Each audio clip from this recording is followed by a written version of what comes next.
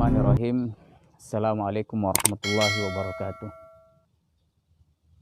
Alhamdulillah wassalatu wassalamu ala rasulillah. Pemirsa yang dimuliakan oleh Allah subhanahu wa ta'ala, dalam kehidupan ini ada banyak warna di situ. Ada bahagia, ada derita. Ada tangis, ada tawa. Ada musuh, ada lawan. Tidak semua apa yang diinginkan oleh seseorang itu tercapai. Tidak semua harapan itu terwujud. Dan inilah simfoni kehidupan. Maka disinilah dibutuhkan kedewasaan seseorang menyikapi hidup. Sebab harapan yang tak terwujud itu, cita-cita yang belum terkabul itu, terkadang menyelipkan rasa sakit hati. Terkadang ada kekecewaan di situ. Nah, disinilah kemudian kita dituntut bagaimana mengelola rasa kecewa itu, agar tidak berekses pada hal-hal yang merugikan kehidupan kita. Bahwa dalam kondisi tertentu kita kecewa. Bahwa ada hal-hal yang tidak terpuaskan, itu manusiawi namanya. Tetapi membiarkan hati ini, membiarkan jiwa ini terombang-ambing dan tergoncang oleh perasaan kecewa itu, adalah sesuatu yang membahayakan kualitas hidup kita. Jemaah yang dimuliakan oleh Allah Subhanahu wa taala. Dalam interaksi dengan sesama manusia, dengan beragam macam pendapat dan karakter itu, likulli ra'sin ra'yun, tentu tidak akan bisa lepas dari yang namanya clash. Kita tidak akan pernah bisa memuaskan orang lain, dan orang lain juga tidak akan pernah bisa untuk kemudian memuaskan apa yang menjadi kehendak pribadi kita. Jangankan dalam level-level propan seperti itu, dalam situasi dakwah pun, dalam suasana kebaikan yang diselimuti oleh kebaikan pun, kekecewaan itu tidak ada jaminan untuk tidak hinggap. Masih ingat kita dengan peristiwa Ji'ranah, peristiwa yang mengaduk-ngaduk perasaan para sahabat, suasana yang mengharu biru, lalu menguras habis banyak air mata. Peristiwa yang tercatat dalam sejarah, yang menguji loyalitas dan kethiqohan seorang sahabat kepada imam, kepada pemimpin tertinggi Rasulullah Muhammad sallallahu alaihi wasallam. Di Ji'ranah pagi itu, selesai perang Hunain, dan pada saat Rasulullah sallallahu alaihi wasallam membagikan harta ghanimah atau rampasan perang yang memang menjadi hak orang muslim sesuai dengan ketentuan, kasak kusuk di sana sini, ada bisik-bisik, ada pembicaraan di antara para sahabat yang terindikasi kurang enak begitu. Mereka membaca ada keputusan Rasulullah sallallahu alaihi wasallam yang sulit untuk dipahami.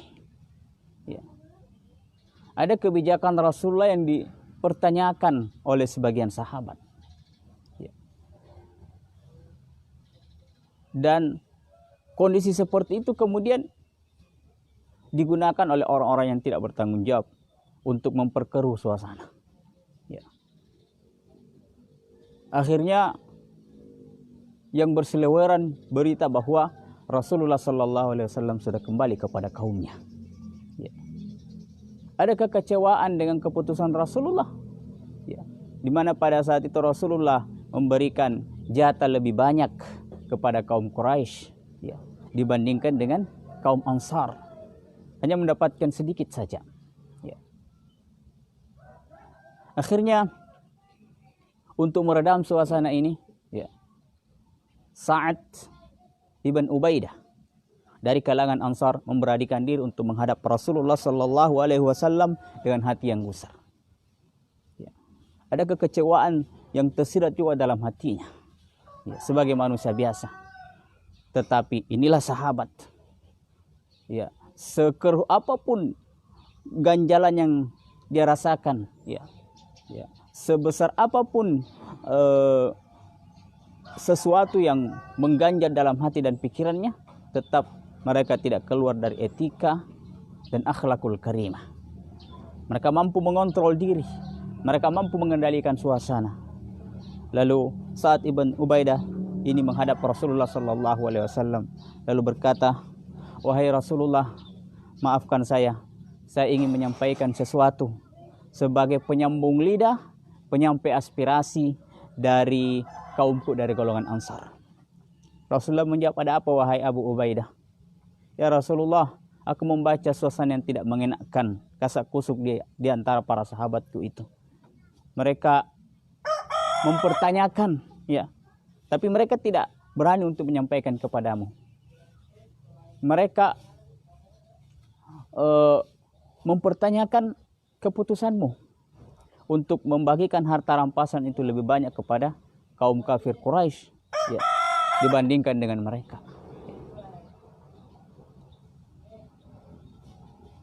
Lalu Rasulullah bertanya, "Kau juga merasakan seperti itu wahai Sa'ad ibn Abi Ubaidah?"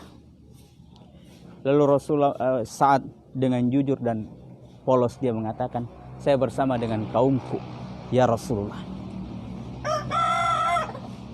Kaumku yang mungkin, ya, sempat terbesit dalam hatinya bahwa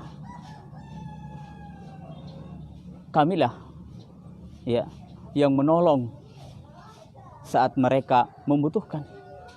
Kamilah yang menjemput saat mereka terusir. Kamilah yang memfasilitasi saat mereka datang sebagai eksodus dari negaranya. Ya. Dan kamilah yang pertama kali, ya, menghadang dan membantu Quraisy itu dan kabilah Arab itu dari serangan pertama Malik ibn Auf. Rasulullah kemudian terdiam dan berkata, "Baiklah, kumpulkan orang-orang Ansar itu, ya, datangkan kepada saya, lalu kita bicara dari hati ke hati." Dalam artian Rasulullah ingin memberikan klarifikasi. Dikumpullah orang Ansar itu.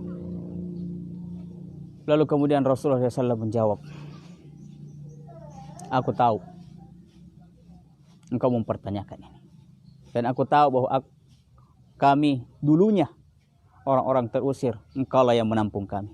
Kami dulunya orang-orang yang tidak punya apa-apa dari Mekah, engkau pula lah yang menampung kami.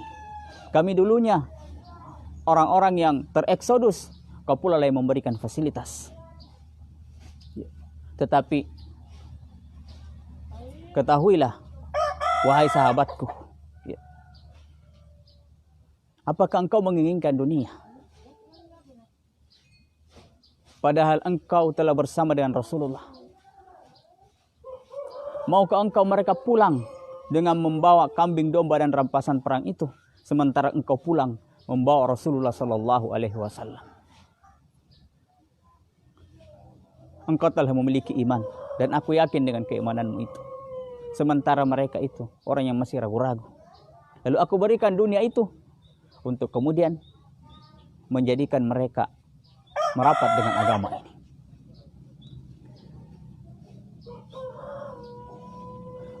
Para sahabat kemudian terdiam. Mereka paham. Di antara mereka kemudian banyak yang berurai air mata. menyadari kekeliruannya. Dan suasana saat itu ditutup dengan pelukan erat dari sahabat kepada Rasulullah sallallahu alaihi wasallam. Ikhwatil aizah rahimakumullah. Apa yang kemudian kita petik dari peristiwa Ja'rana? Dari Ja'rana inilah kemudian kita belajar mengelola kekecewaan. Bahwa kecewa, bahwa mempertanyakan itu suatu kewajaran. Ya. Tetapi tidak boleh lepas dari kerangka iman dan takwa. Harus ada kontrol imani di situ. Ya. Harus ada kontrol imani. Meski disikapi dengan bijak, meski disikapi dengan penuh kewarasan. Ya. Bahwa ada banyak hal yang perlu kita ingat di tengah kekecewaan yang mendera itu. Bahwa kita menggantungkan harapan kepada manusia atau kepada Allah. Menggantungkan harapan kepada manusia tidak akan pernah memuaskan kita. Ridon nas ghayatan la tudrak. Keinginan manusia itu adalah puncak yang tidak pernah bisa didaki.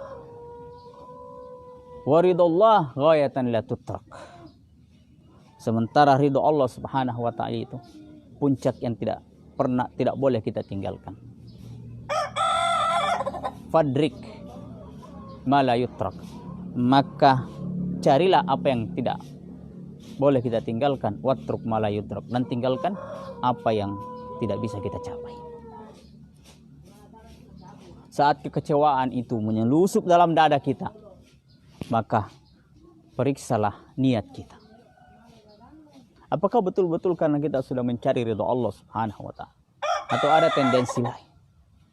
Periksalah dan telisiklah apa motif kita berbuat. Lalu raba-rabalah jiwa kita. Kita dikendalikan oleh orang lain atau kita yang bisa mengendalikan diri kita sendiri. Muhasabah seperti ini kemudian mengingatkan kita bahwa tujuan dari semua ini adalah Allah Subhanahu wa taala. Biarlah kita kehilangan segalanya, yang penting kita tidak kehilangan Allah Subhanahu wa taala. Kita cari ridho Allah. Ketika ridho Allah dicari, maka perlahan tapi pasti ridho manusia akan ikut. Tapi kalau semata mengharapkan ridho Allah Subhanahu wa taala, manusia dengan hatinya yang mukallab bolak-balik itu, ya, mungkin saat ini dia ridho karena dia punya kepentingan kepada kita. Tapi esok saat kepentingannya sudah tidak ada, kita akan mencampakkannya begitu saja. Tapi Allah Subhanahu wa taala yang di langit sana tidak akan pernah meninggalkan kita. Wa huwa ma'akum aina ma kuntum. Maka mengelola rasa kecewa ini menjadi suatu kebutuhan bagi kita agar bisa memanage hidup ini. Kita yang mengontrol hidup kita, bukan orang lain. Kita yang mengendalikan suasana, bukan suasana yang mengendalikan kita. Sehingga apapun yang ada dalam kehidupan ini, kita akan hadapi dengan senyum. Dan begitulah kita menata hati kita. Terima kasih. Assalamualaikum warahmatullahi wabarakatuh.